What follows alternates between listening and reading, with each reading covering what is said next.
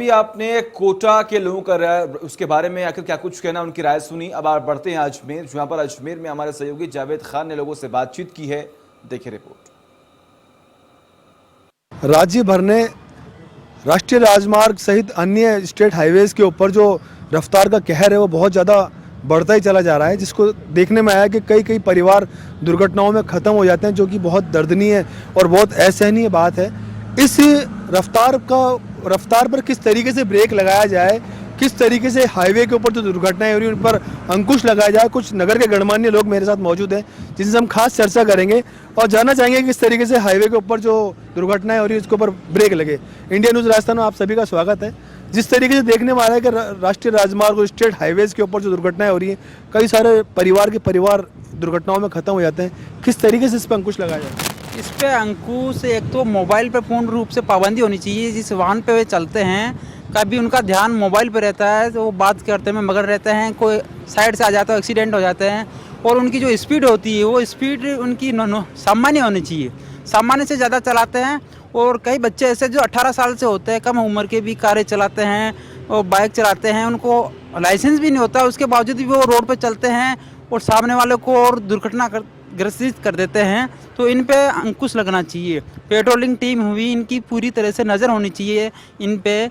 और जो खड्डे हैं राष्ट्रीय राजमार्ग को, अभी काम चल रहा है, काफ़ी जगह बारिश से ऐसे खड्डे भरे हुए हैं जो कि दुर्घटना 100% होगी, इससे कोई बच ही नहीं सकता है। बड़े व्हीकल हुए उनको भी सामान्य। और शराब से तो मतलब उनका लाइसेंस ही निरस्त कर देना चाहिए। लाइसेंस 6 महीने के लिए तो कम से कम उस पर पूर्ण रूप से पाबंदी लगनी चाहिए। सही बात है कि शराब मुख्य कारण है दुर्घटना का, कि शराब पी के जो गाड़ी चलाते हैं तो ज़्यादा दुर्घटना उनसे ज़्यादा होती है। आप क्या कहेंगे इस बारे में?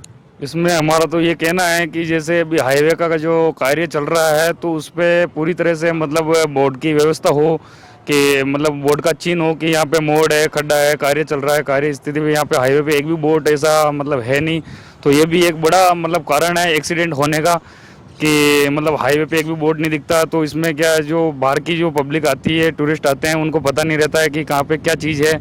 तो इस हिसाब से मतलब हिफाजा मतलब एक्सीडेंट में ज़्यादा इसी कारण से हो रहा है कि रोंग साइड से भी। बिल्कुल सही बात है कि हाईवेज के ऊपर जो काम चल रहे हैं, आप देख सकते हैं मेरे सामने, कैमरा पर्सन को एक बार बोलूंगा कि अभी यहाँ पर भी हाईवे पे हम खड़े हैं, नेशनल हाईवे 79 के ऊपर खड़े हैं, कि जिस तरीके से हाईवे के ऊपर यहाँ पर काम चल रहा है, पुलिया बन रही है, लेकिन यहाँ पर कोई भी साइन बोर्ड इनका नहीं होता है। वाहन चालक जो बाहर के होते हैं उनको पता नहीं पड़ता है कि कब कहाँ कैसी दुर्घटना हो जाए। आपका क्या कहना है, जिस तरीके से हाईवे के ऊपर गश्त वगैरह नहीं होती पुलिस प्रशासन को, उसके बारे में क्या कहेंगे? हमारा यही कहना है कि सर उसमें प्रशासन को कुछ करना चाहिए और 18 साल के जो बच्चे हैं उन पे भी रोक लगानी चाहिए। और जो शराब पी के चला रहे हैं गाड़ी, इस पे और कार्य जो चल रहा है रोडों पे, इस पे सारा पुलिस प्रशासन का होना ज़रूरी है। और शराब पी के जो चला रहे हैं गाड़ी, उसको भी उसका लाइसेंस भी रद्द कर दिया जाए 5-6 महीनों के लिए।